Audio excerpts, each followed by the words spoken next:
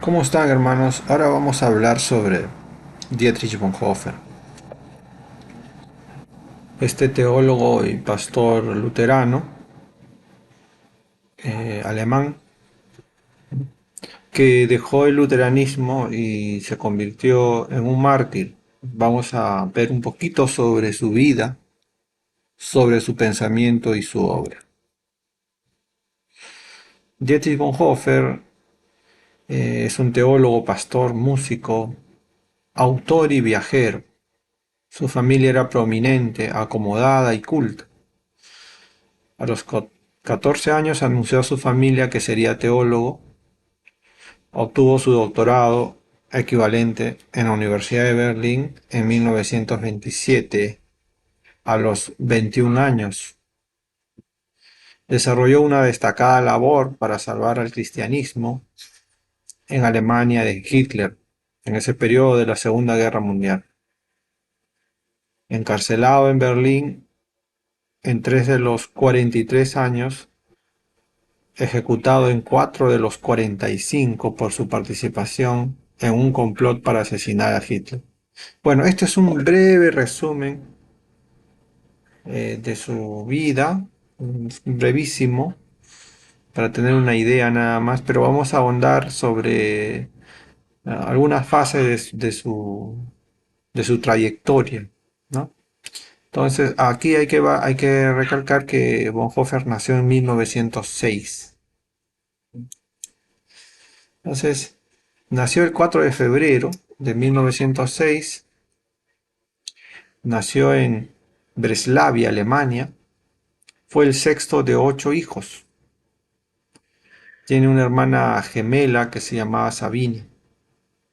Su padre fue un reconocido profesor de psiquiatría y neurología. Su madre fue una de las pocas mujeres de la época que obtuvo un título universitario. Decidió ser pastor a temprana edad y estudió en la Universidad de Tubinga entre 1923 y 1927, ¿no? Algunas fuentes dicen que estudió en la Universidad de Berlín, mientras que otras fuentes sugieren que estudió en la Facultad Protestante Teológica de la universidad. Entonces, lo que sí se sabe es que se doctoró y estudió teología y quiso ser pastor. A ver, Bonhoeffer. El apellido Bonhoeffer es un apellido que es muy interesante. Eh, Tiene su escudo y Bonhoeffer traducido significa una especie de agricultor o campesino que planta y cosecha frijoles. Esto es, eh, esto es lo que podría decirse del significado del significado del apellido, ¿no? Entonces, aquí tenemos. Ahora, el linaje de los Bonhoeffer se aproxima hasta el siglo XV, 1403, inicios del siglo XV, en Holanda. La familia se mudó a Alemania en 1513 y el escudo de armas es un león de pie mirando a la izquierda, sosteniendo un tallo de habichuelas sobre un fondo azul claro. Aún se ve en algunos edificios públicos en la calle Schwäbischhall este escudo, los linteles de las casas. Y el anillo de sello de Dietrich lucía el escudo. Entonces, era una familia que tenía cierto abolengo, ¿no? Tenía cierta historia, ¿no? Eran como clanes. Y cuando tenían un escudo, pues eran clanes reconocidos, ¿no? En Europa se acostumbraba a esto, ¿no? En Holanda, Todos los que, por ejemplo, provienen de este apellidos Bond tienen sus clanes, ¿no? Lo mismo en Inglaterra, todos aquellos que son Mac, ¿no? MC tienen sus clanes, ¿no? Y algunos otros más, ¿no? En Escocia, en Irlanda, Gales. En estos países, muy importante pertenecer a un clan, ¿no? El clan era como un orgullo, es como una familia de abolengo, ¿no? Tiene su historia. Bueno, Bonhoeffer, el apellido, tenía su propio clan, una familia, representada, una familia con bastante, seguramente, aporte o historia, ¿no? Entonces, es bueno reconocer, es bueno saber eso, ¿no? Este es el escudo que todavía se pudo, o que todavía se puede observar en Alemania en algunos dinteles, ¿no? Este escudo. Acá en el Perú, si uno da unas vueltas por el centro de Lima, entre Petituars, este, la avenida Garcilaso de la Vega, Paseo Colón, por ahí puede encontrar todavía vamos a decir, eh, este tipo de arquitectura, ¿no? Las casas con escudos. Y esto viene pues de Europa, ¿no? Viene de esas antiguas familias, algunas provenientes de ese lugar, se mudaron y pues en sus casas representaban un escudo porque así hacían presencia de que pertenecían a un clan, ¿no? Reconocido, ¿no? Entonces, este escudo que vemos ahí no se nota mucho, pero hay algunos rasgos ahí que se pueden ver de un león medio, pero se podría fácilmente ver en un dibujo, ¿no? Pero ese era el escudo de los Bonhoeffer. Ahora, los padres. El padre de Dietrich se llamaba Karl. Él era doctor en psiquiatría y neurología. Él estudió en la Universidad de Berlín, fue jefe del departamento. Y su familia, pues como ya les he señalado, se remonta al siglo XV, ¿no? Eran prominentes. Durante más de 300 años fueron orfebres, curistas, profesores, líderes municipales y pastores, ¿no? Paula, Paula, de soltera, se llamaba, su apellida Von Hayes. Von es hijo, ¿no? Hija, hijo de Hayes. Y su oficio era de maestra, ¿no? Su familia era culta, una familia de músicos, artistas, abogados y líderes religiosos, ¿no? Dietrich aprendió mucho de su madre y de su padre, y también Dietrich era músico, qué interesante, ¿no? Él aprendió música a muy temprana edad, por medio de la madre, supongo, porque la madre los educó. El ambiente familiar. Eran varios, eran una familia, vamos a decir, vasta, ¿no? Una familia numerosa. 4 niños y 4 niñas, ¿no? Un cariño cálido, con reglas estrictas. Paula eh, recibió el apoyo total de Carl, su esposo, y ella no era tan religiosa, propiamente dicha, pero enseñó las creencias y los valores luteranos. Los niños eran muy activos en deportes, música y naturaleza. Les encantaba estar al aire libre. Estudiaron en casa hasta los 7 u 8 años y luego en el gimnasio, ¿no? Deportes. Tuvieron un personal, una institutriz, una niñera, una criada, una empleada de salón y una cocinera. Entonces vivían, eran una familia acomodada, ¿no? Para tener todos estos empleados tenían lo suficiente como para poder mantenerse y para tener un personal de cuidado para los hijos, ¿no? Por cierto, las anécdotas familiares sugieren que los niños respetaban y querían al personal y no los menospreciaban. Entonces, tuvieron un buenos principios, ¿no? O sea, en esos tiempos eh, era muy fácil ver cómo es que las familias adineradas despreciaban a sus empleados, ¿no?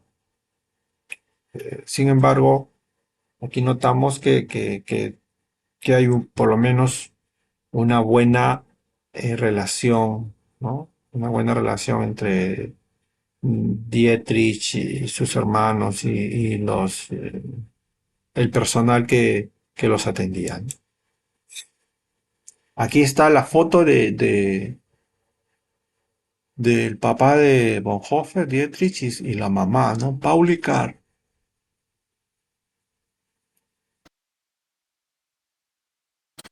Aquí están los hermanos, ¿no? Karl Friedrich nació en 1899 y se llamaba Jan en January, o sea, que en enero, que se llamaba. Walter nació en 1899 en diciembre. Klaus en 1901, Úrsula en 1902, Christine en 1903, Dietrich en 1906. Dietrich y Sabine eran mellizos, gemelos, twin dice, gemelos, ¿no? Susana nació en 1906, era la última hermana de los Bonhoeffer. 8 hermanitos, nada más. 8 son suficientes, como esa serie, ¿no? Aquí hay otra foto y aquí vemos a Dietrich, es el segundo de la derecha. Ese chiquito que tiene una camisa al lado de su hermana. Tiene prácticamente casi se visten igual todos. El chiquito que tiene las manos ahí en la mesa con un overol, ¿no? Un overol. Entonces aquí está la foto del niño de Dietrich Bonhoeffer. El joven Dietrich dice, tuvo gran interés por la música, por la lectura, por la naturaleza, los deportes, incluido la lucha libre, según su padre. Era una figura central en la música familiar, el piano y en las producciones navideñas. A los 14 años le dijo a su familia que sería teólogo. Fíjense, ya en muy temprana edad escogió. ¿Por qué sería? ¿Por qué sería? No, qué sé yo, de repente él había recibido información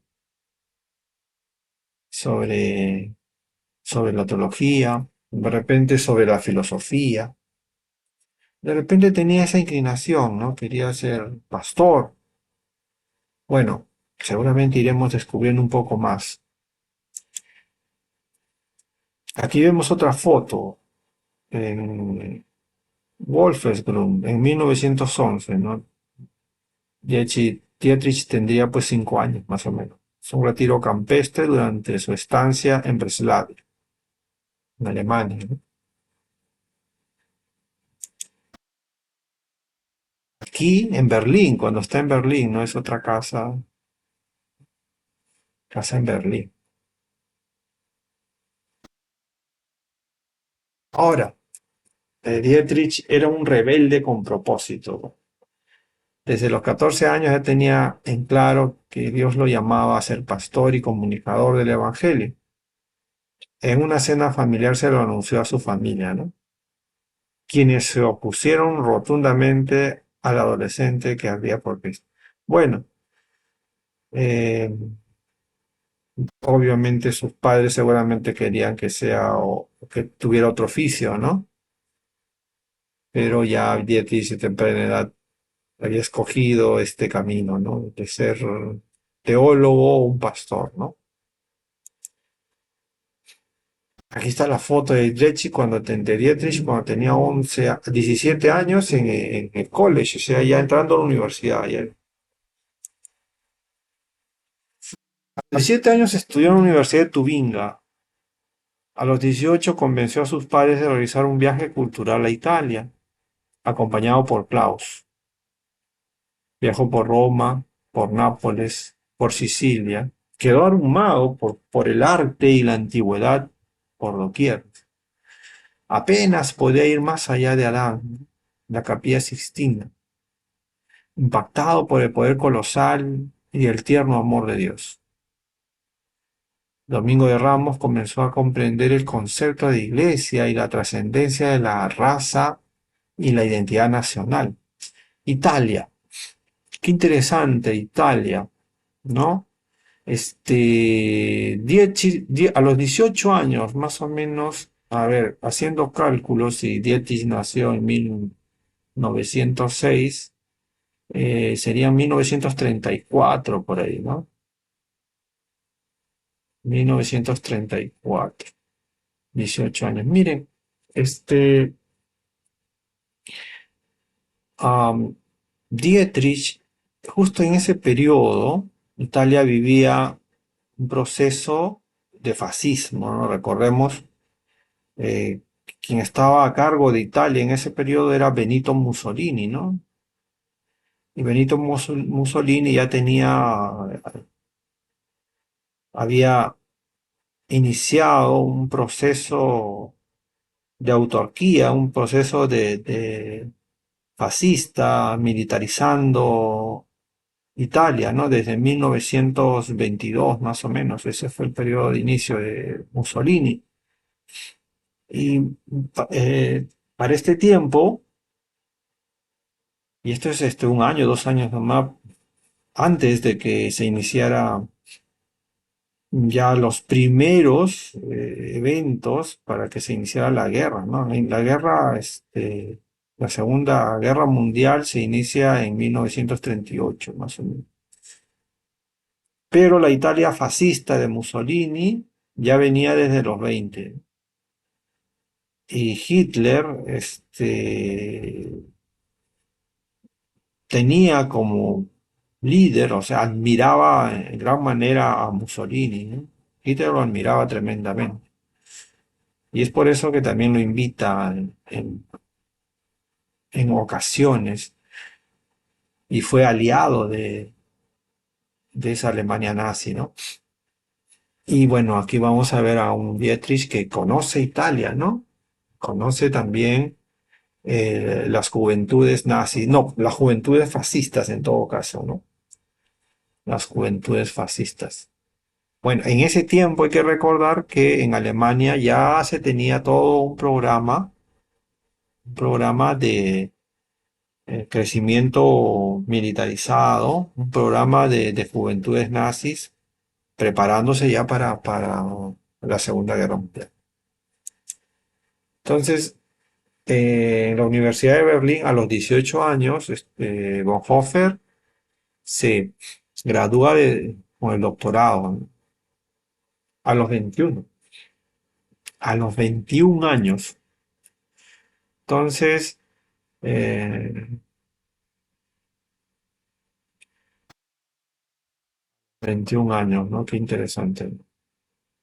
En 1927. En 1927, qué interesante.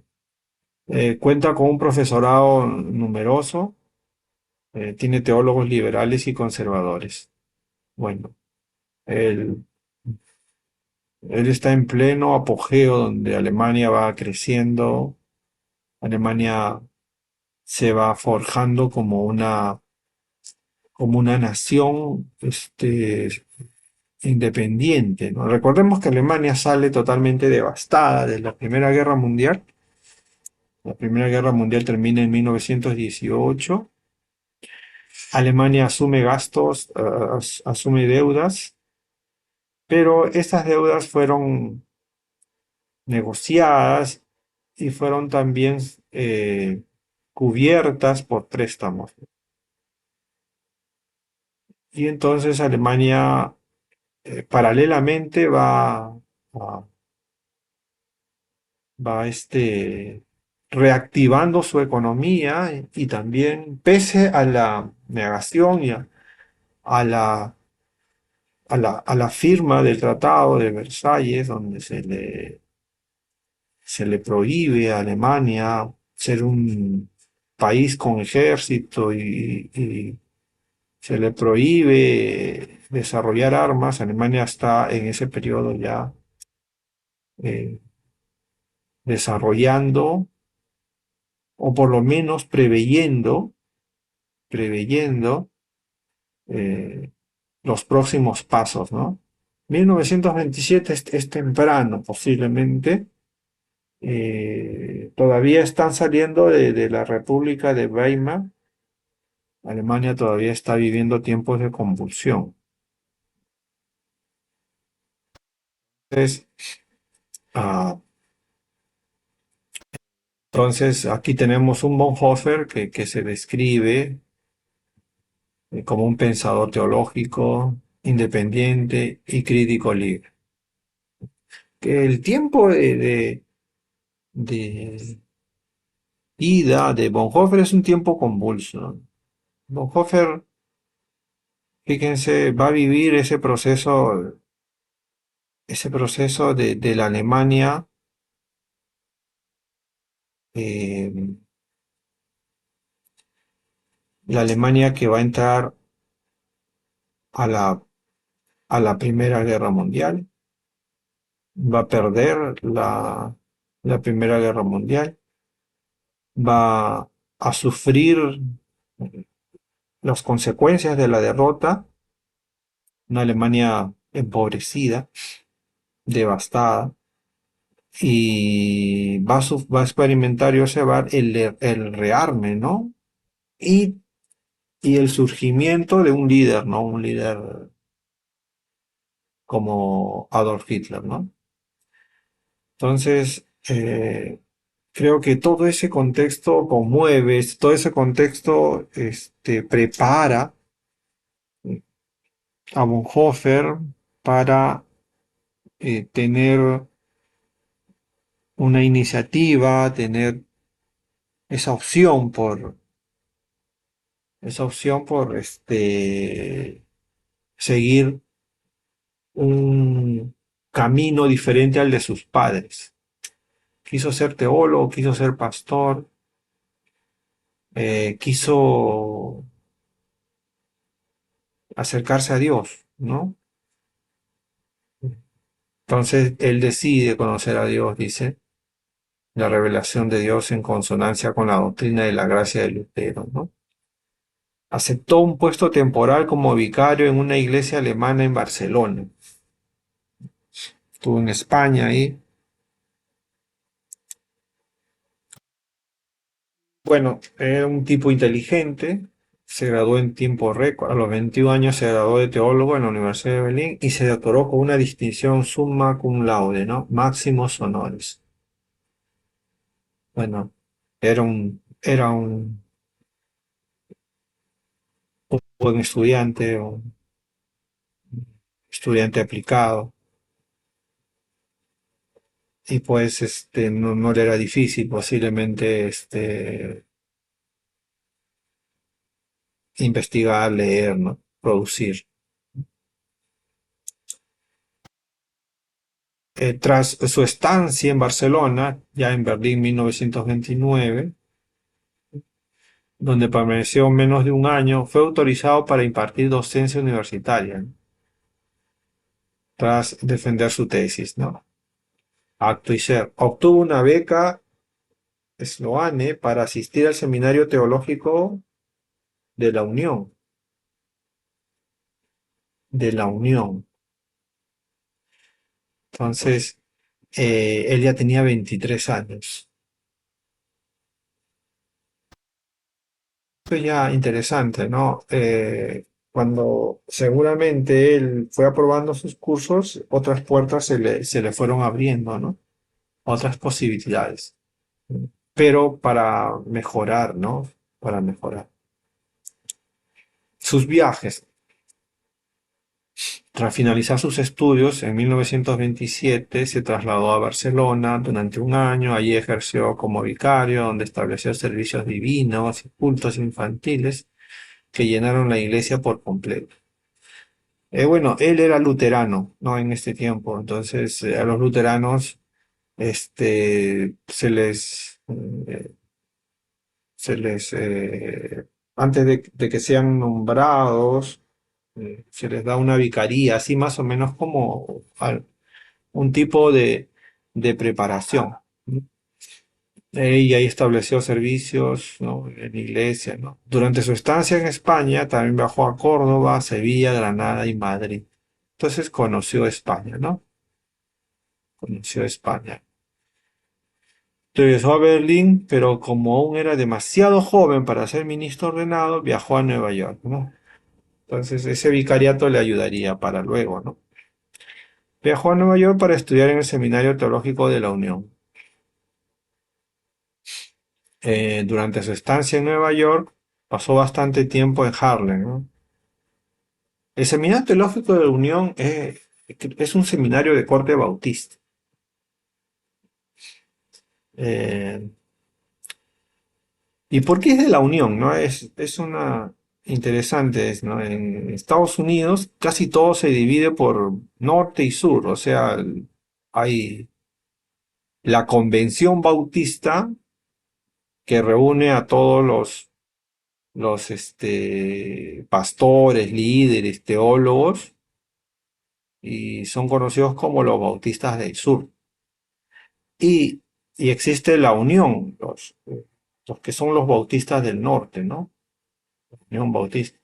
Entonces aquí cuando habla de Seminario Teológico de Unión, supongo que se está refiriendo a los bautistas del norte. Y son los bautistas que ganaron, porque Estados Unidos se dividió en las guerras de independencia, bueno, en las guerras de secesión, ¿no? Y los bautistas o los de la convención fueron los que apoyaban para que todavía se siga manteniendo la esclavitud y otras cosas más. Pero ellos perdieron. Entonces, en Estados Unidos, los que llegan a ganar son el lado opuesto, ¿no? Y entonces, Bonhoeffer justamente va a parar a uno de estos seminarios en donde, pues, seguramente recibió algún tipo de formación o información. Entonces, durante su estancia en Nueva York, pasó bastante tiempo en Harlem. Harlem es uno de esos barrios donde viven bastante gente afro. Harlem son, ¿cómo digo? A ver, cuando uno vive acá en Perú, hay zonas que son bien peligrosas, ¿no? En el Perú. Por ejemplo, en el Callao, qué sé yo. Son suburbios casi, ¿no? Harlem es uno de esos suburbios. Hay una película que es La Cruz y el Puñal, la vida de Nicky Cruz. Y parte de la película ahí se pueden ver los suburbios, ¿no? Y también se puede ver la vida en esos años, está ambientada en esos años, de cómo era la vivencia, cómo eran esos barrios. Y Harlem es zona de afros, o sea, es gente, los morenos, ¿no? Los negros viven en esas zonas, ¿no? Hay bastante miseria, bastante pobreza, bastante droga, bastante ilegalidad, ¿no? Entonces, fíjense que este joven, Bonhoeffer, va a tener esa experiencia de vivir en los momentos y en los lugares donde hay bastante necesidad, pero también bastante convulsión social, ¿no? Interesante que Bonhoeffer se involucra en la iglesia, ¿no? Y en la iglesia negra, dice Abisinia. También viajó a México y Cuba, ¿no? Conoció entonces parte de Latinoamérica. Hay que recordar que en estos años, Cuba era como una especie de lugar paradisiaco para los norteamericanos, ¿no? Cuba tenía sus lindas playas, todas las tiene, pero en ese tiempo mucho más, ¿no? Y las principales resorts de Estados Unidos estaban en Cuba, ¿no? Aparte que el gobierno en ese tiempo era pro capitalista, ¿no? Eh, Cuba experimentaba cierta bonanza y habían capitales, muchos capitales norteamericanos. eh, y Cuba era como el patio trasero de Estados Unidos, muchos norteamericanos viajaban constantemente, era un lugar de recreo para los norteamericanos por sus playas, ¿no? Eh, También conoció México. Esto es interesante, ¿no? Estos años son años que no eran tan fáciles. México no ha tenido tiempos tan fáciles en esas épocas, ¿no? Pero lo conoció, ¿no? Ahora, en agosto recordemos que estos son 2 años antes nada más de la Gran Depresión, ¿ah? Estados Unidos para 1929 va a tener un hondo problema económico, ¿no? Una crisis que va a afectar a todo el mundo, ¿no? La Gran Depresión, la Gran Depresión. Entonces, eh, fíjense en qué tiempo, ¿no? Bueno, esto es antes, ¿no? En 1927 todavía hay estabilidad, hay progreso, ¿no? Hay bonanza, ¿no? En agosto de 1931 regresó a Alemania. Entonces, ¿qué quiere decir de que Bonhoeffer experimentó la Gran Depresión, ¿no? Estuvo en Estados Unidos cuando pasó eso, ¿no? Entonces, toda la recesión posiblemente eso le haya ayudado a Bonhoeffer o qué sé yo, lo invitó a regresarse, ¿no? Él experimentó la Gran Depresión y regresa a Alemania. Ahora, Alemania económicamente en este periodo se mantenía,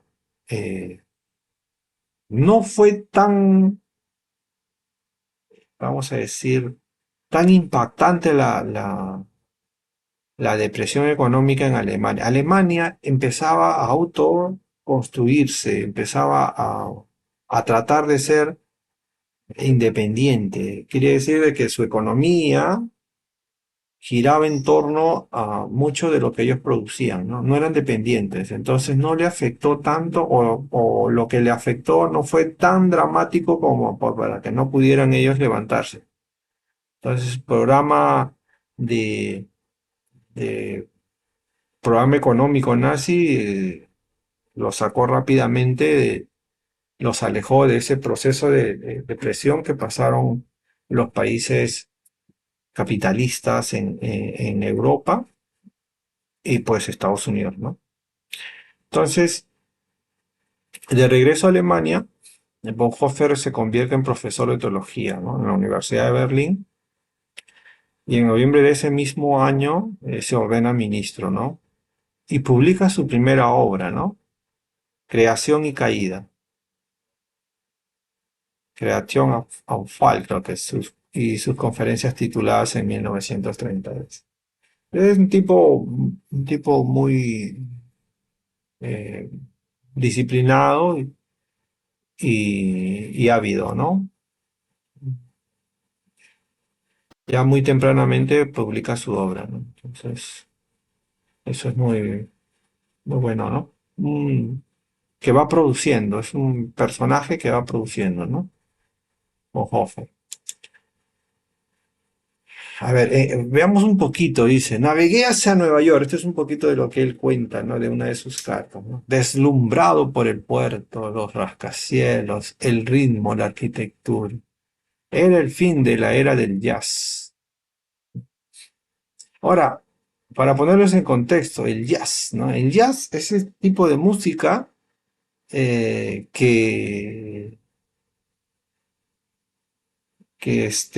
promovieron los afrodescendientes. El jazz era música negra movida, ¿no? Que este jazz va a influir después en el nacimiento del rock and roll, ¿no? Entonces, eh, ahora, un año después del desplome de la bolsa, ¿no? Mira, es claro, 1929, 1930. Y 2 días después, sin que Bonhoeffer lo supiera, dice, el Partido Nacional Socialista de Hitler pasó de 12 a 107 miembros del Reichstag y se convirtió en el segundo partido más grande. O sea, la maquinaria nazista en Alemania ya estaba, como les decía, ya estaba en camino y ya estaba pues pisando, ¿no? Los primeros peldaños para conseguir luego lo que todos conocemos, ¿no? El poder en Alemania, ¿no? Entonces, aquí la República de Weimar ya está con los días contados. Entonces, este es un breve relato de una de las cartas de Dietrich, ¿no? Navegó hacia Nueva York, ¿no? Entre 1930 y 31. América. Dice, cuando llega él al seminario, al Union Theological Seminary, estaba muy decepcionado con la escuela. Dice, estudiantes de la escuela, nada de teología, decía. Nada de debates legítimos, dice. Dogmas. Tomó clases, pero optó por la licenciatura, dice.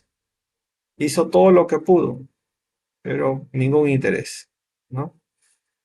El Evangelio de Jesús, la cruz, el pecado, el perdón, la muerte y la vida, simplemente estaban ausentes. ¿Qué pasaba? Que era un seminario en donde no pudo él observar que hubiese un desarrollo, por lo menos intelectual, ¿no? Me hubiese gustado que se encontrara ahí, que se encontrase con algún teólogo, ¿no? Con algún académico, ¿no? Pero no encontró nada.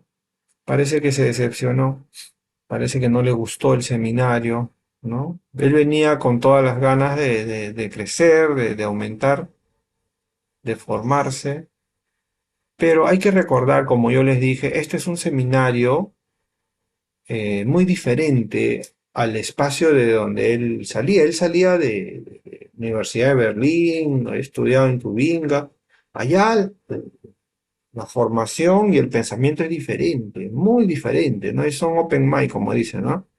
Esa Universidad de Tubinga, pues tienes apertura a pensar de manera especulativa ampliamente. Básicamente su formación es especulativo, ¿no? O sea, puedes usar de muchos teóricos, puedes valerte de los teóricos de la sospecha, si bien te parece, pero él se va a un seminario de corte bautista,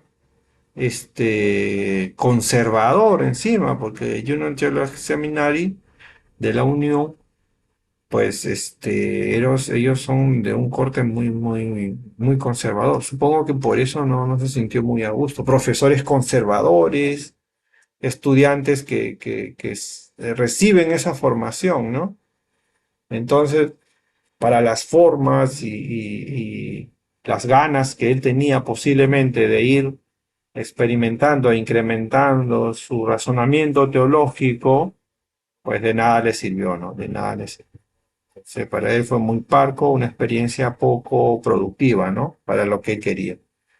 Entonces no era de sorprenderse, ¿no? Bueno, pero aprovechó la ocasión para conocer Estados Unidos, para conocer Harlem, para conocer algunos países como Cuba, México, y de repente, más que el seminario y su formación, fueron esos países Y esas estancias que tuvo, cortas pero significativas, las que va a alimentar su experiencia teológica, ¿no? Su experiencia pastoral también. Eh, Nadie puede decir que después de haber ido a Harlem no va a salir trastocado, ¿no? Esos suburbios donde vivían los Mau Mau, los obispos, donde vivían los ángeles de la muerte, porque de ahí salían esa gente, ¿no? De ahí salían esa gente que pues eran suburbios, eran gente marginal, vamos a, si tú vives o convives con esa gente, pues no vas a salir, este, como que se dice con una sonrisa y con felicidad. No has entrado al paraíso, es lo más cercano a un lugar de sufrimiento, ¿no? La gente ahí era muy, muy distinta de donde él venía, ¿no? Pero bueno, aquí encontramos ya hacia dónde era el perfil, hacia dónde él quería llegar, ¿no? Hacia dónde él, su horizonte y hacia dónde se orientaba, ¿no? Entonces, estas perspectivas conservadoras no eran para él y si eran fundamentalistas, peor todavía, ¿no? Entonces, ahora, dice Albert Frank, algunos amigos americanos, dice Albert Frank Fisher, afroamericano, introdujo a Dietrich a la religión negra estadounidense, ¿no? Lo que cambiaría su perspectiva. Por eso digo, no tanto fue el seminario, no, posiblemente hay nada, pero sí esto, ¿no? La convivencia, ¿no? El experimentar con nuevas culturas, ¿no? Dice lo que cambiaría su perspectiva. Observó la difícil situación de Estados Unidos y la espiritualidad desde Nueva York hasta el condado de Orange y el profundo sur, ¿no? Llevó esto a Bonhoeffer a la iglesia bautista Visinia en Harlem, ¿no? 14.000 miembros, ¿no? Construida sobre diezmos. Bonhoeffer impartió clases en las SS, en las sociedades de adolescentes, ¿no? Sobre las escrituras, ¿no? En su Alemania natal, Bonhoeffer vería las similitudes con el trato que los nazis daban a los judíos. Mira esa comparación que hace, ¿no? Bonhoeffer estuvo en un espacio, en una iglesia negra, ¿no? En una iglesia negra. Eh, los negros han sido marginados siempre en Estados Unidos, ¿no? Y aquí todavía no se hace presente la época del apartheid, ¿no? O sea, todavía no se hace presente en el sentido que todavía no hay líderes que empiezan a confrontar esto, ¿no? Ya ellos vivían un apartheid, ¿no? Pero el liderazgo anti-apartheid todavía no aparece. A mí me hubiera gustado que se hubiese conocido con Martin Luther King, ¿no? Posiblemente Luther King tendría la misma edad que Bonhoeffer, yo supongo, la misma edad que Bonhoeffer, casi, ¿no? Martin Luther King, ¿no? Hubiera sido muy interesante el encuentro si se hubiese dado. Martin Luther King era negro, ¿no? Eh, y bautista, ¿no? Y era un luchador también, ¿no? Era un abolicionista, ¿no? O sea, él encabezó las luchas contra el apartheid, ¿no? Contra la segregación racial. Entonces, la interesante experiencia que tiene Bonhoeffer en estos suburbios de New York, ¿no? Y que lo llevan a luego comparar con la situación que van a vivir los judíos en Alemania, es reveladora, es muy reveladora, ¿no? Entonces, desde ya, Bonhoeffer iba alimentando, ¿no? Alimentando y es vamos a decir, sus criterios, ¿no? Sus principios, ¿no? que luego lo llevaría a vivir tajantemente, ¿no? Entonces, eh, aquí vemos, ¿no? Una iglesia bautista en Harlem, 14.000 miembros. Ahora, hay que reconocer también de que la comunidad negra la comunidad negra en Estados Unidos había empezado a experimentar algunos cambios, ¿no? El gran avivamiento de Azusa en 1906, más o menos ya, o sea, supongo que estas iglesias bautistas negras experimentaban vamos a decir, una manifestación de tipo espiritual. O sea, no, los negros son los que tuvieron gran avivamiento en la calle Azusa, ¿no? En 1906. Y esto se propagó en todo Estados Unidos y fue un periodo de auge, un periodo de despertar de las misiones y también de, mm, de las asociaciones misioneras, ¿no? Entonces, aquí vemos a un Bonhoeffer en Estados Unidos experimentando algo que era ajeno a su propia cultura y a su propia experiencia, ¿no? Pero qué bueno que se vaya nutriendo de estas experiencias, ¿no? Ahora, a su vuelta, en 1933, Hitler se convierte en canciller de Alemania, ¿no? Y muchos miembros de la iglesia protestante aplaudieron el ascenso del nazismo. Esto es para remarcar, ¿no? Fíjense, ¿no? Muchos protestantes, que quiere decir alemanes, luteranos, bautistas, qué sé yo, evangélicos que vivían allá en Alemania, estuvieron a favor de que Hitler se vuelva canciller, o sea, de que asuma el poder en Alemania, ¿no? Entonces, ellos más o menos apoyaron la política, yo supongo, por los problemas que tenía Alemania. Alemania era una nación eh, venida a menos, o sea, una nación que sufría mucho desorden, ¿no? Estaba dividida Alemania. Había partidos políticos y cada partido, cada líder, tiraba para su lado y había mucha inseguridad, había mucha muerte, mucho asesinato, ¿no? Bonhoeffer publicó un ensayo titulado La Iglesia y la cuestión judía, ¿no? En el que pedía que la Iglesia defendiera a las víctimas de la persecución estatal, ¿no? Bonhoeffer se oponía a la persecución del pueblo judío, pero creía que debían convertirse al cristianismo.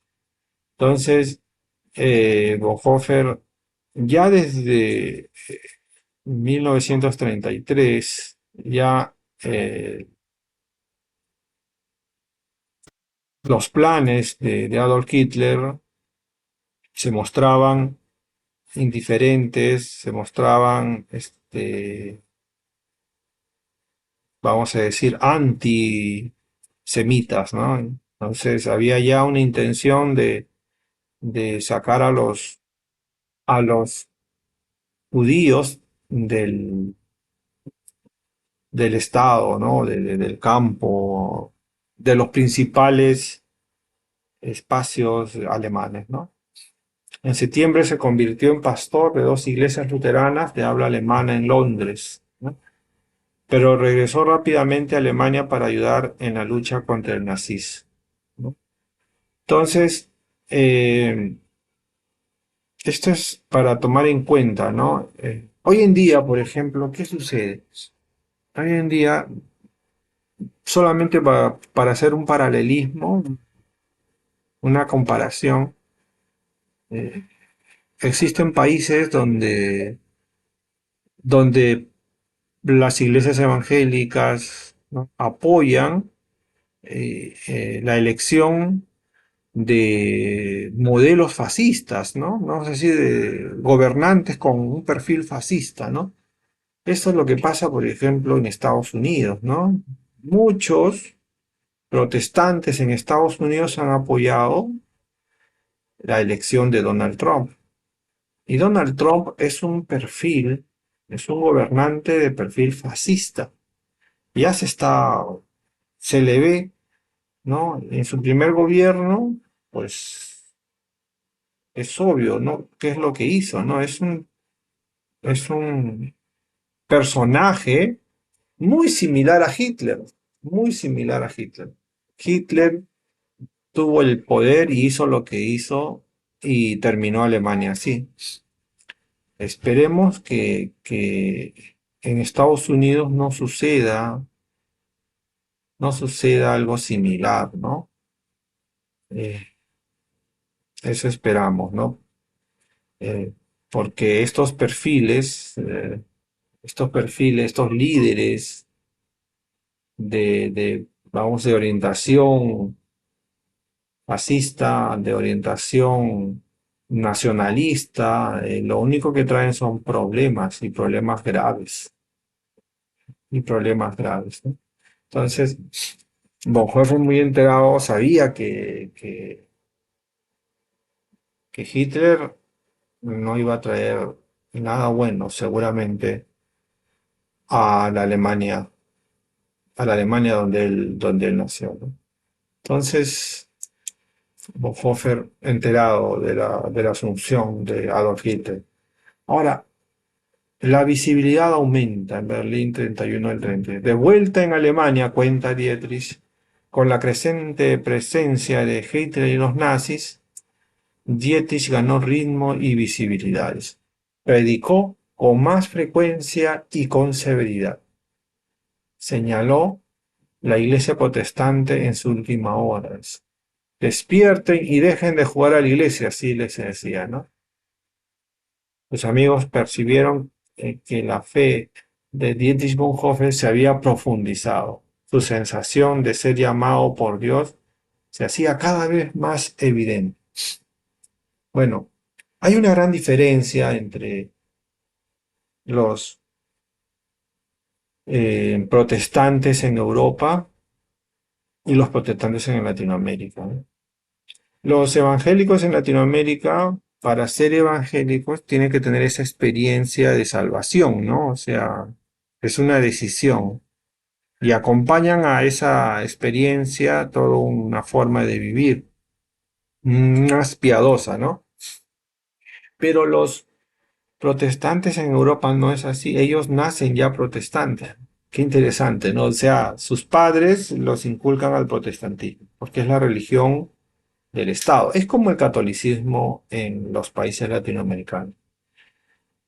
Un católico posiblemente llegue a tener una experiencia con Dios a partir de su relación, ¿no? Su relación, de su acercamiento, de su proximidad, ¿no?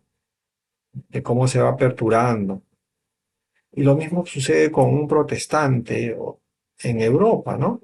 Bonhoeffer había nacido en un seno familiar donde el protestantismo se abrazaba. Sin embargo, él no había tenido una experiencia como lo que tienen los evangélicos aquí, y una experiencia que finalmente lo vamos a animar a una relación más personal, ¿no?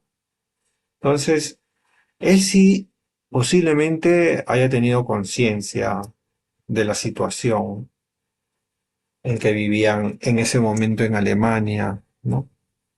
Pero poco a poco él iba, vamos a decirlo, conociendo cosas, dándose cuenta de ciertas realidades y también analizando, ¿no? El análisis de lo que vivía Alemania y de lo que vivía la iglesia posiblemente lo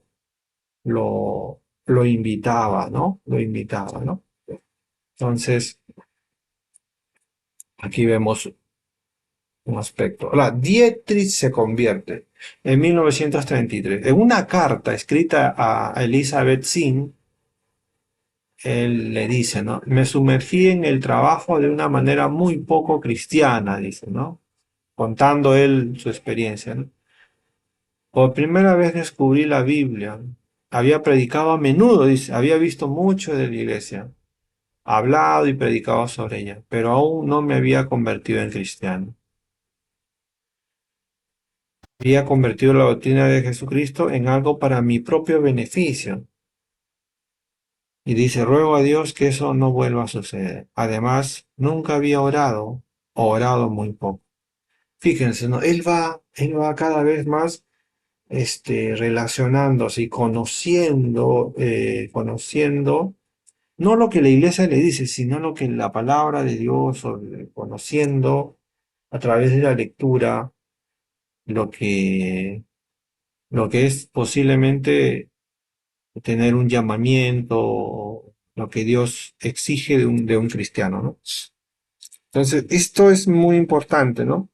En 1933 él ya va dándose cuenta de que ser cristiano no es solo ir a la iglesia e incluso hasta predicar, ¿no? Sino tener una relación personal, una relación con Dios mismo, ¿no? Ahora, dice, a pesar de toda mi soledad, me sentía muy satisfecho conmigo mismo. Entonces la Biblia, y en particular el Sermón del Monte, me liberó de ello. Me quedó claro que la vida de un siervo de Jesucristo debe pertenecer a la iglesia. Y poco a poco se me hizo más evidente hasta dónde debía llegar. Luego llegó la crisis de 1933. Esto me fortaleció. También encontré a otros que compartían ese objetivo conmigo. El avivamiento de la iglesia y del ministerio se convirtió en mi principal preocupación. Fíjense, ¿no? Ya para este entonces, Bonhoeffer va a tener plena conciencia de lo que es un llamamiento, ¿no? Entonces, Bonhoeffer va a ser vencido, él se va a convencer, ¿no? De la obra de Dios, se va a convencer de qué es lo que tiene que hacer, ¿no? Entonces ya está siendo consciente, ¿no? Fíjense, ¿no? Esto es muy interesante, ¿no? Casi no se habla mucho de ese aspecto de la vida de Bonhoeffer, pero aquí notamos que hay, que hay un cambio, ¿no? Hay un antes y un después en Bonhoeffer, ¿no? Ahora dice, mi llamado es muy claro para mí.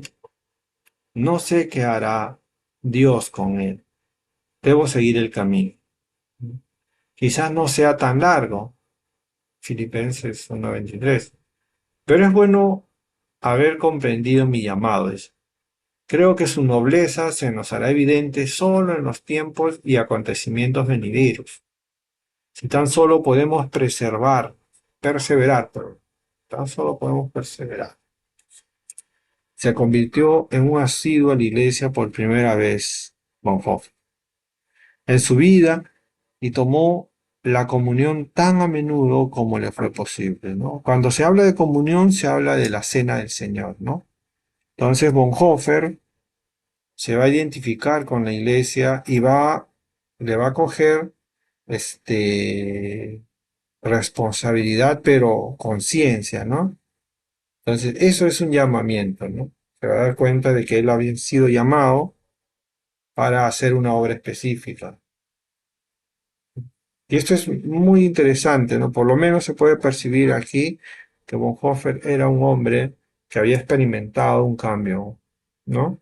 Que es lo que se conoce como conversión, ¿no? O se había convencido, ¿no? Se había convencido del pecado, se había convencido de la necesidad y también se había convencido de cuál era la voluntad de Dios. Había entendido esa parte, ¿no? La voluntad de Dios para su vida, ¿no? Ahí como que la tenía más clara, ¿no? Ahora, eh, Bonhoeffer rechazó el nazismo desde sus orígenes, ¿no? Dietrich, junto a otros pastores y teólogos, fundaron la Iglesia Confesante, que anunció públicamente su única lealtad a Jesucristo. Esto vamos a observarlo. Esto vamos a observarlo. ¿Por qué? Porque Eh, recordemos que Dietrich había observado el movimiento nazi, ¿no? Había observado que no estaba tan bien eso, ¿no? Que había una animadversión, una persecución, ¿no? Un antisemitismo en el movimiento nazi. Y por eso decía él, no, no se debe de tratar así a los judíos, ¿no? Aunque decía que los judíos deberían de aceptar a Jesucristo. Pero aún así, sin Jesucristo no se les debería de perseguir ni intentar su destrucción. Entonces, esa postura, lo llevó a, a establecer diferencias con el gobierno de turno, ¿no? Eh, el gobierno de turno, el nazismo, encabezado por Adolf Hitler, había, y eso lo vamos a leer, había demandado que cualquier organización que se oponga al nazismo iba a ser o bien desterrada o eliminada, ¿no? En su defecto iban a morir sus líderes, ¿no? Entonces, eso es un gobierno totalitarista en todas sus dimensiones, ¿no? Abusivo, ¿no? Entonces, Bonhoeffer dijo, no, yo no voy a someterme a las eh, influencias y a las determinaciones del nazismo. No puedo yo hacer eso, ¿no? Menos observando lo que está haciendo. Entonces, a esa iglesia institucional luterana, Hitler les dijo, ustedes tienen que estar con el gobierno. Así que, si no están, sencillamente los vamos a destituir, los vamos a sacar. Y bajo esa amenaza, Bonhoeffer decidió crear una iglesia confesante. Todos los que no estaban de acuerdo con el nazismo, entonces podrían acercarse, asistir o reunirse con la iglesia confesante, ¿no? Que trabajaba de manera subterfugia, tampoco no podía hacerlo con puertas abiertas porque era demasiado peligroso, ¿no? Entonces, aquí notamos que Bonhoeffer rechaza, ¿no? El nazismo desde sus orígenes. Entonces, Bonhoeffer ayudó a fundar la Iglesia Confesional Antinazi en 1934. Manifestantes de esta iglesia en la foto de la derecha. Mira, ahí vemos a dos, ¿no? Posteriormente también se convirtió en miembro del Consejo Cristiano Universal para la Vida y el Trabajo. O sea, eh, aquí vemos que un Bonhoeffer cada vez va ampliando su rango de acción, ¿no? En 1935 ayudó a establecer un seminario clandestino en Sinks, junto al mar Báltico, ¿no? Para la Iglesia Confesional Antinazi, debido a que sus enseñanzas habían sido prohibidas en Alemania, posteriormente se trasladó a Finkenwalde, el Pomeriano, ¿no? Entonces, ya Bonhoeffer empezaba a experimentar esa persecución, ¿no? El veto lo llevó a la persecución.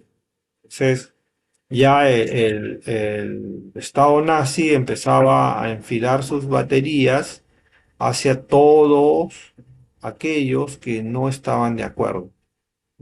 Esta es la característica principal de los gobiernos totalitaristas, ¿no? Los gobiernos fascistas, ¿no? Esos gobiernos que no admiten libertad de opinión ni de ninguna otra este, categoría, nada, absolutamente, ¿no? No tenías que, tú o bien estabas a favor o sencillamente no existías, ¿no? Es la política de los gobiernos fascistas, ¿no? En 1936 a Bonhoeffer se le prohibió impartir clases en la Universidad de Berlín. debido a que sus enseñanzas contradecían directamente la filosofía nazi. A pesar de la prohibición, continuó definiendo su opinión. Fíjense, ya directamente, Bonhoeffer tú vas a estar perseguido, o sea, ya estaban tras de él, 1936, ¿no? Porque Bonhoeffer había hecho peripecias para mantener una congregación, ¿no? Disidente,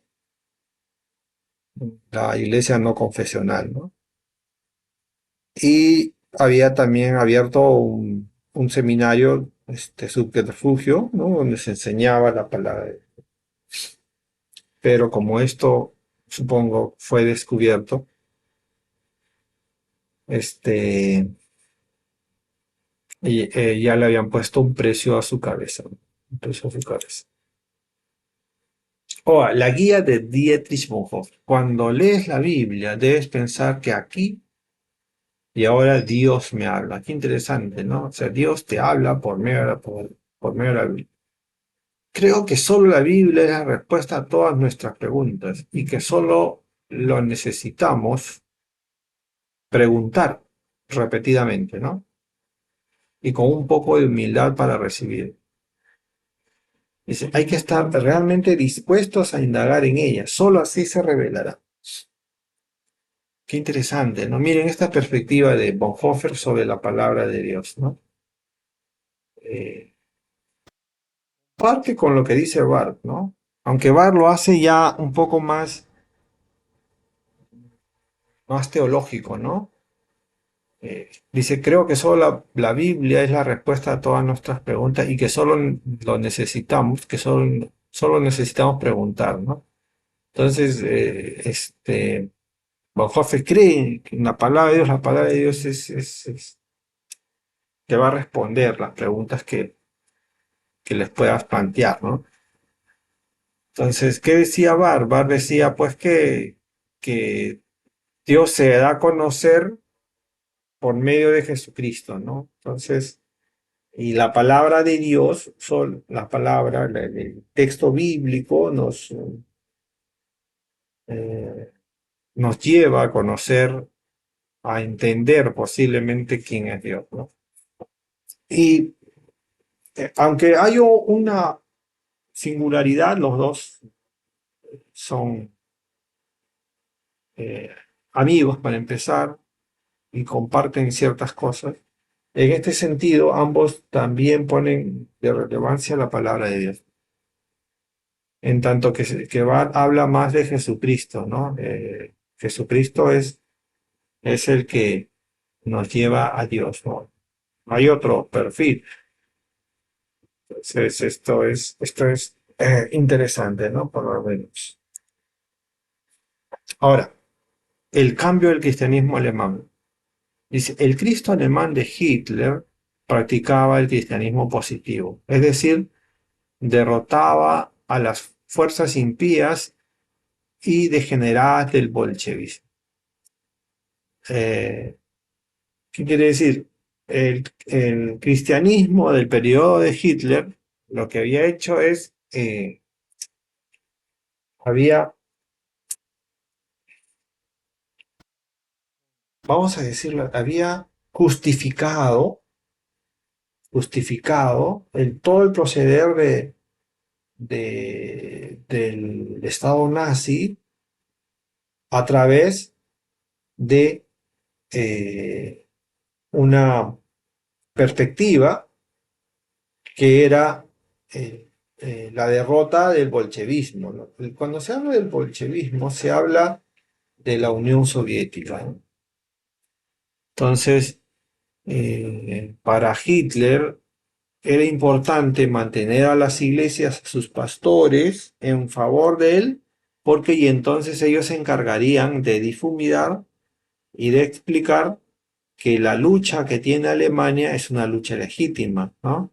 Y no es que, y no es que estén peleando por algo que no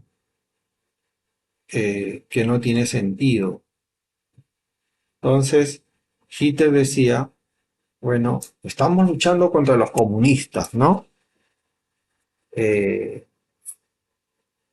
o en todo caso no estamos a favor del comunismo. Pero recordemos que Hitler a comienzos de la Segunda Guerra Mundial hace una alianza con la Unión Soviética, ¿no?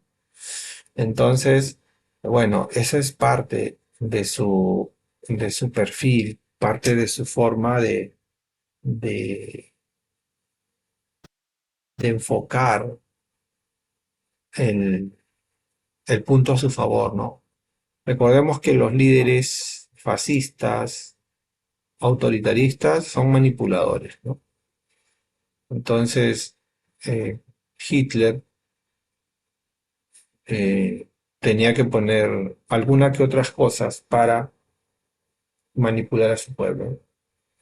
Entonces, el párrafo ario dice lo siguiente, ¿no? El empleado debe ser de ascendencia aria, dice. La ascendencia judía equivale a pérdida de trabajo y estatus. Entonces, decía Hitler, todos los pastores con sangre judía serían excluidos del ministerio. Fíjense, ¿no? Este era el cristianismo alemán del Estado nazi. Una lucha en contra del bolchevismo soviético, aunque sucedió después.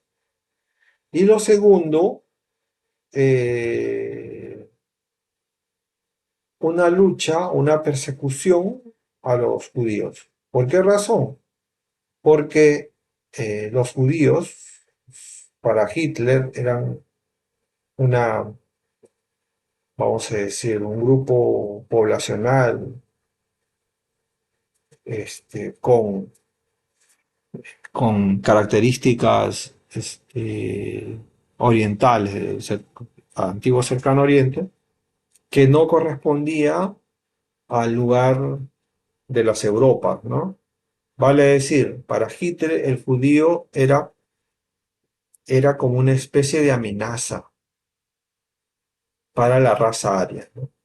Para Hitler la mejor y la única raza que debía de mantenerse en vigencia, o sea, que se debería de seguir, debería de ampliar eh, sus índices de crecimiento, eran ellos, ¿no?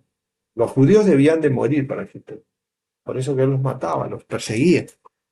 Para él era un peligro para la raza aria, fíjense. O sea, yo creo y sospecho de que eh, si tanto si tanto señalas de que hay una raza superior, entonces esa raza se va a mantener, no necesitas exterminar la raza inferior, porque si es una raza inferior, como él lo señala, solita se va a eliminar, pero él quería eliminar a los judíos, ¿no? O sea, hay algo demasiado sospechoso ahí, ¿no?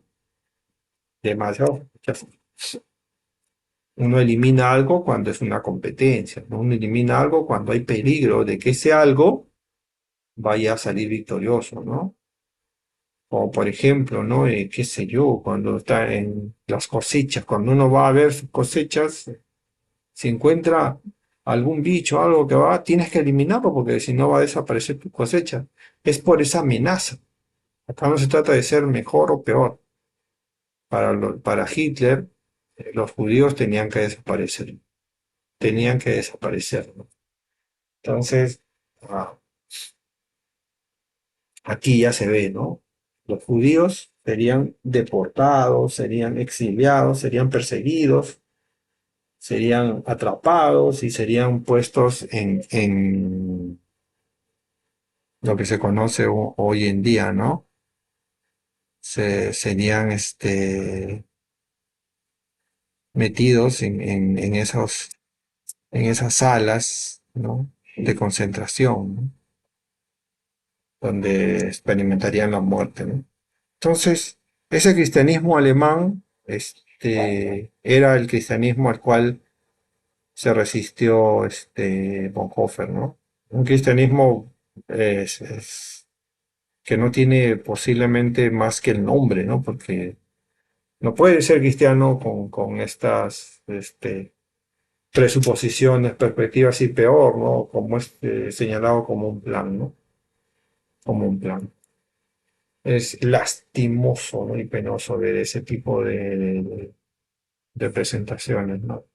Ahora, el discurso de paz de Dietrich Bonhoeffer.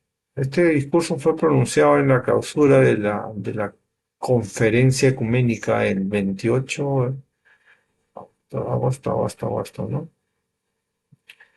Del 34 en Fano, Dinamarca. Él dijo, la paz significa entregarse por completo al mandamiento de Dios, sin desear seguridad alguna, sino con fe y obediencia, poniendo el destino de las naciones en manos de Dios Todopoderoso, sin intentar dirigirlos con fines egoístas. Las batallas se ganan, no con armas, sino con Dios. Se ganan cuando el camino conduce a la cruz. Esto ya en el 34, ¿no? En el 34 ya lo decía Bonhoeffer, no nada de armas. Las batallas no se pueden ganar con armas, sino con Dios, dice, ¿no? Y hay que poner el destino de las naciones en las manos de Dios. No hay que intentar erigirse como un líder y, y decir, bueno, vamos a traer paz, cuando lo único que van a traer es desolación. Desolación.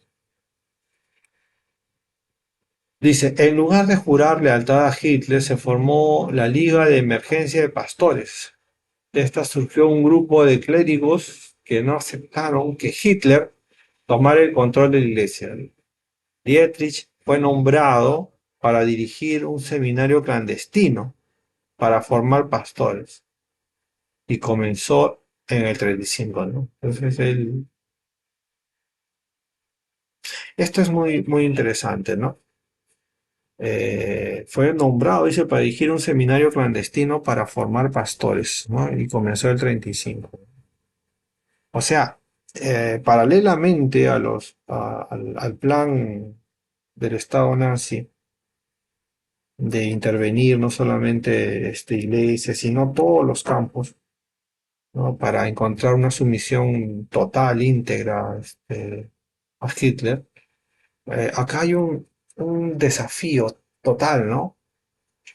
Y es que se formó un seminario clandestino donde Bonhoeffer pues formaría pastores, ¿no?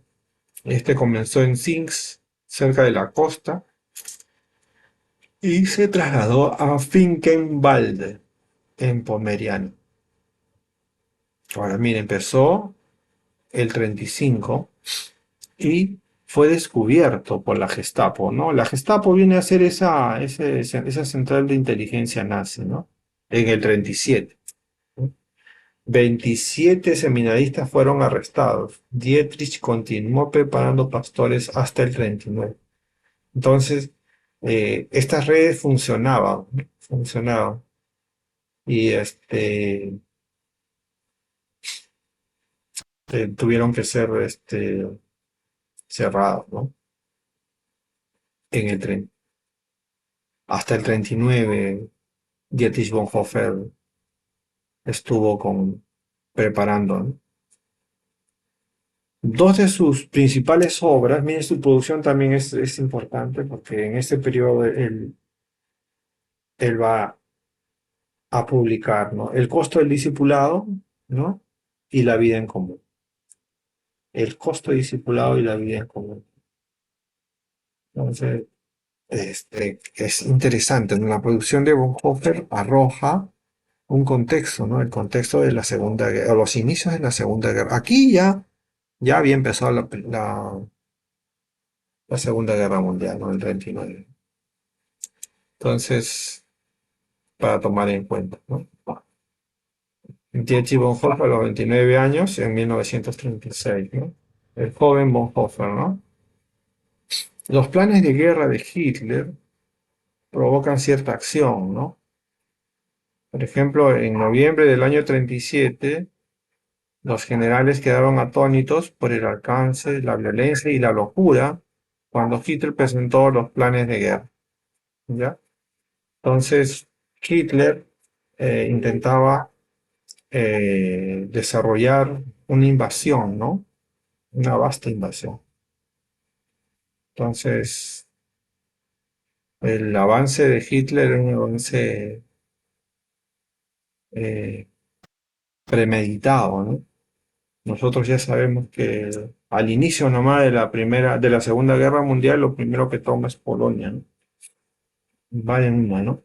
Entonces, se llevaron a cabo tres grandes complots para asesinar a Hitler, ¿no?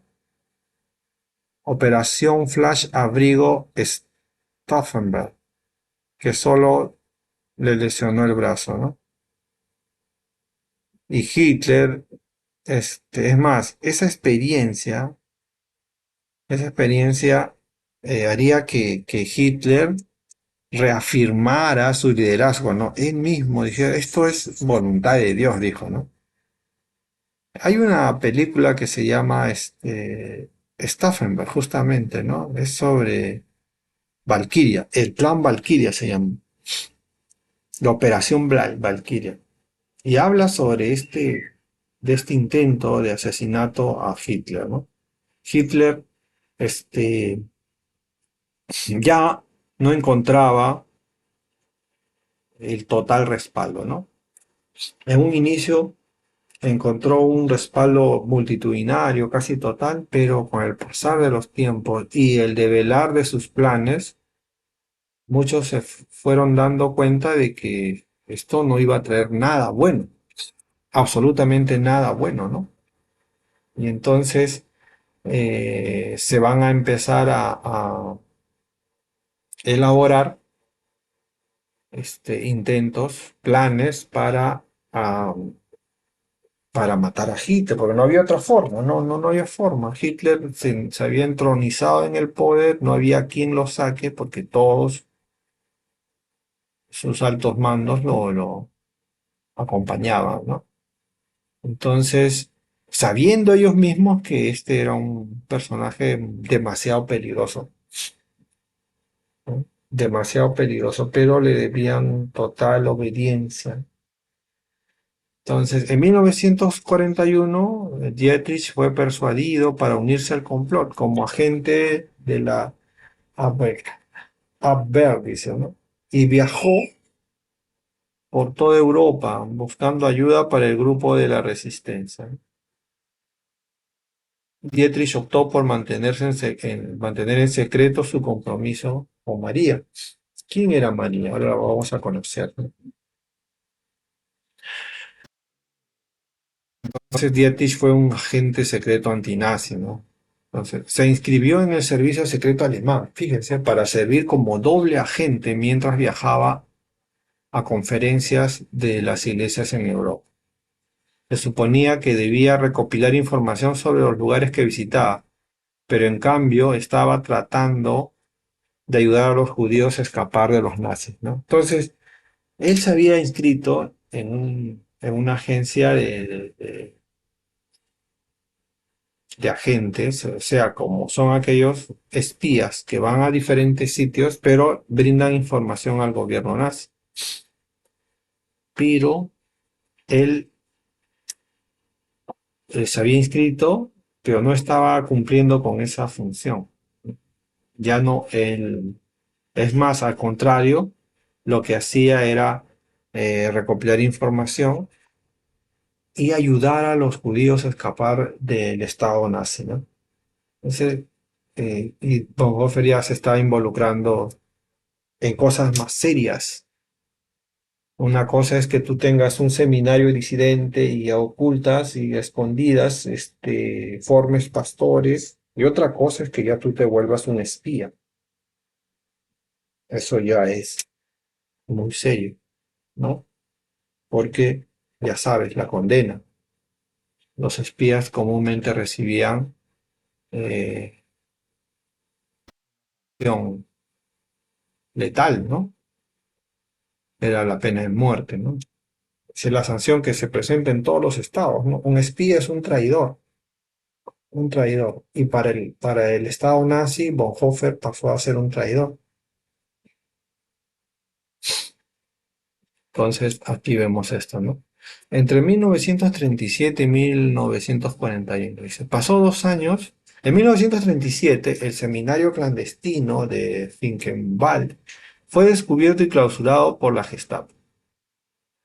y 27 de sus estudiantes fueron arrestados. Poco después, Bonhoeffer publicó El costo del discipulado, una de sus obras más populares, ¿no? Pasaron 2 años, pasó 2 años viajando entre pueblos alemanes dirigiendo seminarios fugitivos, ¿no? En febrero de 1938 se unió a un grupo de conspiradores al cual ya lo hemos señalado, contra el régimen egipcio. A principios de junio de 1939 partió hacia Nueva York, pero regresó poco después, a finales de julio, para unirse oficialmente a la resistencia política. En marzo de 1941 se le prohibió imprimir o publicar sus obras en Alemania. Más tarde, en 1941, se unió a un equipo de rescate judío, una misión, posteriormente denominada Operación 7. Descubrió la organización de inteligencia militar alemana, Abwehr, a través de su cuñado. Participó en numerosos esfuerzos para ayudar a judíos a escapar a Suiza. Ahí en la imagen, a la izquierda, se ve un equipo ayudando a judíos daneses a llegar a Suiza. Miren, ¿no? Entonces, el Bonhoeffer estuvo muy activo, muy activo. Su, su reseña me trae a la mente al Monseñor Romero, ¿no? A este obispo católico que fue también que murió, ¿no? En Centroamérica, ¿no? Y que se confrontó con Juan Pablo II y Juan Pablo II no le hizo caso, ¿no? Eh, y lo que reclamaba el Monseñor Romero era pues el cese de los maltratos y los asesinatos, ¿no? En Centroamérica, ¿no? Nicaragua, y lo único que consiguió fue que lo mataran, ¿no? Él buscaba el apoyo de la iglesia, ¿no? Que la iglesia haga presente el dolor del pueblo. En este caso, Bonhoeffer era más activo, ¿no? Mucho más activo. Él, él apoyó la huida de judíos, ¿no? O sea, estuvo protegiendo a los judíos, ¿no? Y estuvo involucrado en, en estas situaciones muy peligrosas, ¿no? Muy peligrosas. Bueno, Bonhoeffer creo yo sabía lo que le esperaba y esas convicciones de defender al prójimo, de proteger al prójimo en situaciones tan peligrosas, pues esas convicciones solamente te las puede dar Dios mismo, ¿no? Dios mismo, ¿no? Entonces, dice, en febrero de 1942, Dietrich Bonhoeffer y Hans Donangy descubrieron que la Gestapo los vigilaba, ¿no? Sus teléfonos habían sido intervenidos, el correo interceptado, incluso las cartas a la familia escritas en códigos diseñados por la familia habían sido descubiertos. La Gestapo interrogó a Wilhelm Schindler sobre el contrabando de divisas. Este implicó a Donangy y Bonhoeffer en un complot contra Hitler. Entonces fueron descubiertos, ¿no? Antes de esto rehusó vivir como exiliado en USA. Dice, tengo que vivir este periodo difícil en nuestra historia nacional, con el pueblo cristiano de Alemania, ¿no? En esos 2 meses que estuvo en Estados Unidos entre junio y julio, él dijo, no, yo voy a regresar a mi país, ¿no? Dice, si no lo hago, no tendré derecho a participar en la reconstrucción de la vida cristiana en Alemania después de la guerra. Tenía de quedarse allá, pero no quiso Bonhoeffer, ¿no? Ahora, ¿quién es María? En 1942, entre 1945, en enero de 1943, se comprometió en secreto con María von Wedemeyer, o Wedemeyer, ¿no? En abril de 1943 fue arrestado bajo el cargo de conspiración contra Hitler, ¿no? 3 meses después nada más, ¿no? Y enviado a la prisión de Tegel en Berlín, junto con su hermana mayor, Christine, su esposo y su hermano mayor Klaus, ¿no? Continuó su labor de divulgación cristiana con una serie de cartas obtenidas clandestinamente por guardias compasivos. eh,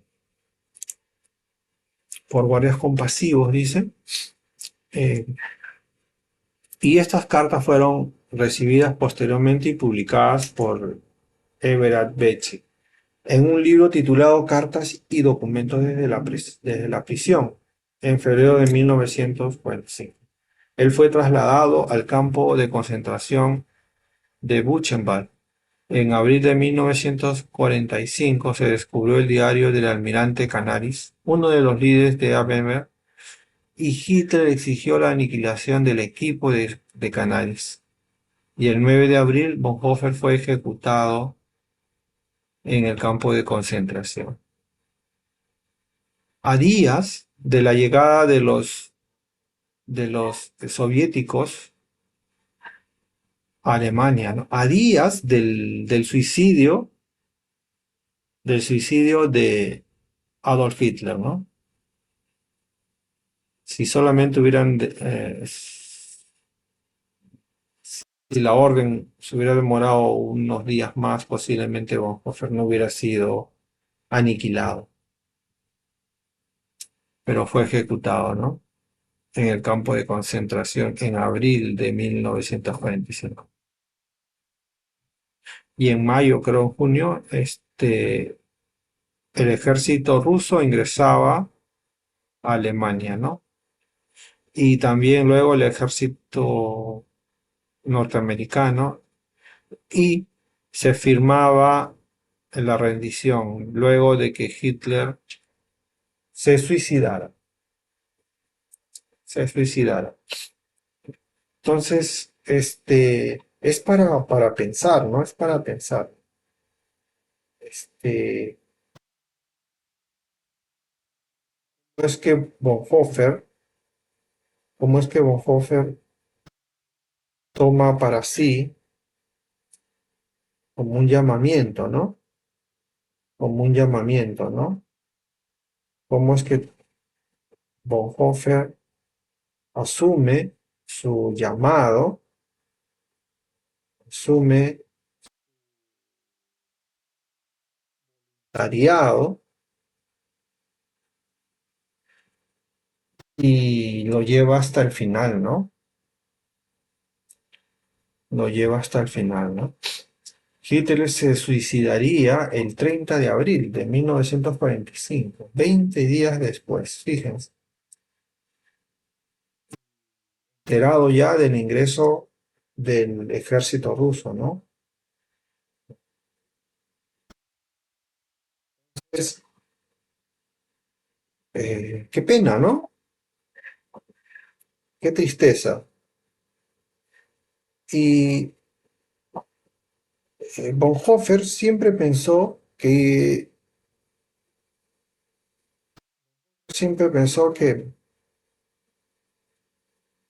él iba a vivir. Él siempre pensó de que iba a salir de esto, pero no pasó eso, ¿no?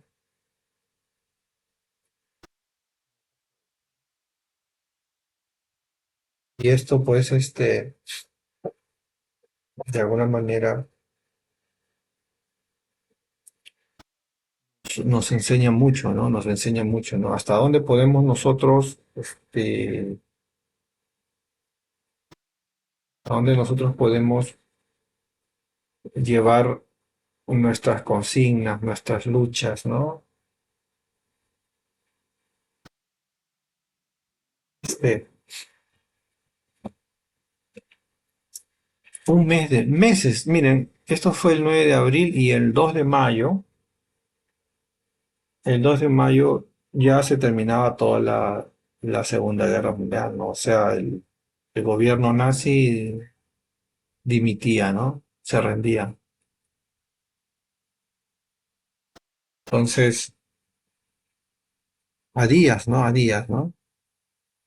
Hitler se encargaría de dar la orden para que asesinaran o aniquilaran a todos los presos, ¿no?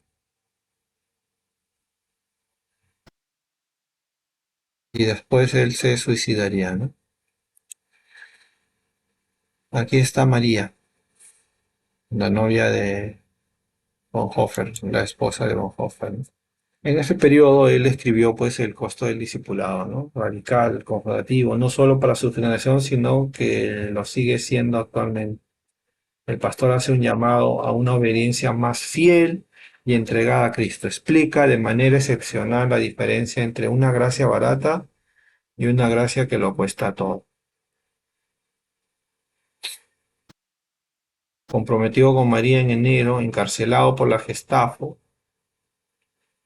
en, en mayo del 43, pasaría 18 meses en Tegel.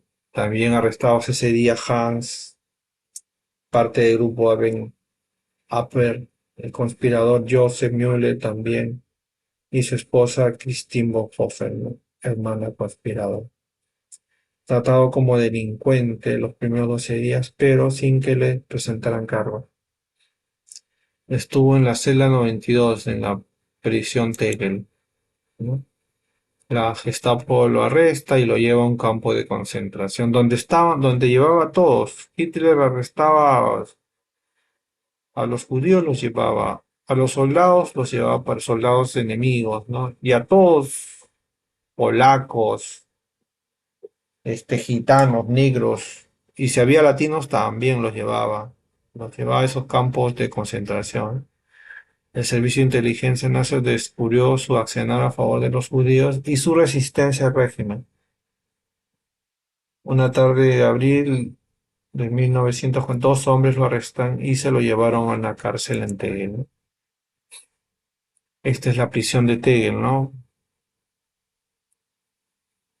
La prisión de Tegel. Y esta es la celda 92 donde estuvo Bonhoeffer, ¿no? Encarcelado. Oraciones diarias, meditación, escritura, es lo que hacía Bonhoeffer, ¿no? En la cárcel. Los guardias se hicieron amigos, la celda se dejaba abierta para el acceso de los guardias y otros presos. Podía escribir y recibir una carta cada 10 días. Los guardias entraban y salían a escondidas. Tiene 200 páginas un libro de esas cartas, ¿no? Solo para Everard Bete. Visitas familiares semanales según lo prometido. Y a María, 17 en 18 meses, ¿no? Cada una vez por mes iba a verlo a María. No se permitía la autocompasión, le repugnaba en otros. Daba la oportunidad de escapar a otro preso. Posiblemente no haya tenido la opción. Repercusión de la bomba, dice, ¿no? El 2744. Todos los que estuvieron remotamente involucrados en la conspiración fueron arrestados e interrogados. Muchos fueron torturados. Los juicios del Tribunal Popular fueron superficiales. El general Paul von Hess, tío de Dietrich en la familia de Paula, fue condenado y ahorcado el 8 de agosto. Los archivos y registros de Hans Donangy fueron confiscados el 29 del 44. Su destino y el de Dietrich quedaron en el olvido a partir de ese momento. O sea, el 20 de septiembre encontraron los archivos de Hans Donangy y entonces todo quedó preparado para la pena capital. El camino a Flossenburg. Desde la prisión de Tegel, donde pasó 18 meses, era cuestión de tiempo para que fuera una de las víctimas de las investigaciones por asesinato. El 8 de octubre de 1944 trasladó a la prisión de la Gestapo en Berlín. Él fue trasladado. El 7 de febrero de 1945, eh, en camino a Flossenburg, a Buchenwald, fue llevado el 8 de abril de 1945, llegada a Flossenburg, el domingo por la noche, fue sentenciado y ejecutado el lunes 9 de abril por la mañana.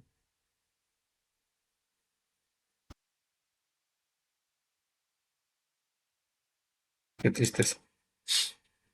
Este es Flossenburg, esa es la prisión de Flossenburg. Mira esos campos de concentración, ¿no? Parecen esas películas que se filmaron sobre Sobibor, ¿no? Estos son los campos de concentración nazi, donde encerraban a la gente, los hacinaban y los mataban con gases, los, los sometían al hambre, a la miseria, ¿no? Y morían ahí, ¿no? Sus últimas horas. Un mes antes de que Alemania se rindiera, Bonhoeffer fue ejecutado en las horas finales. Un médico sobreviviente vio cómo el pastor, antes de quitarse la ropa de la prisión, se arrodilló en el suelo y oró fervientemente a su Dios. Dice, nunca vi un hombre tan entregado a hacer la voluntad de Dios. Las últimas palabras de Bonhoeffer fueron, este es el fin, para mí el comienzo de la vida. Un poco de sus escritos. Bonhoeffer ha tenido varios escritos, ¿no? Eh, Algunos han sido en vida y otros han sido post-mortem. ¿Por qué? Porque son parte de los escritos, las cartas, y se han hecho libros de ellos, ¿no? Ética, por ejemplo, es después, ¿no? Resistencia y sumisión también sale después, pero los anteriores son sus escritos del tiempo, por ejemplo, creación y pecado, ¿no? Es una obra temprana, ¿no? Jesucristo, historia y misterio de Bonhoeffer, ¿no? En medio de la maldad, Dietrich Bonhoeffer. Bueno, eso es lo que escriben de él, ¿no? Ética, esto es una de las obras que habla sobre la ética, ¿no? Cómo debe de tener la ética cristiana. El precio de la gracia, el seguimiento, resistencia y sumisión, cartas, ¿no? Cuando él estaba en la cárcel. Vida en comunidad, que esto es cuando él experimenta muchas cosas. Discipulado, pues ese periodo, ¿no? Cuando él enfrenta el nazismo junto con vida en comunidad. Los salmos también es anterior. Y Dietrich Bonhoeffer, Sanctorum Communio, esta es su tesis, ¿no? Tesis doctoral, su tesis, donde él sacó un summa cum laude, ¿no?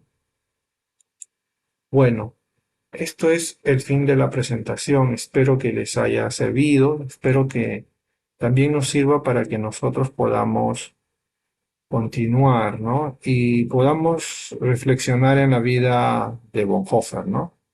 De este hombre que dio su vida, ¿no? Es un gran desafío para cada uno de nosotros, ¿no? Que Dios los bendiga, hermanos, y nos veremos en la próxima.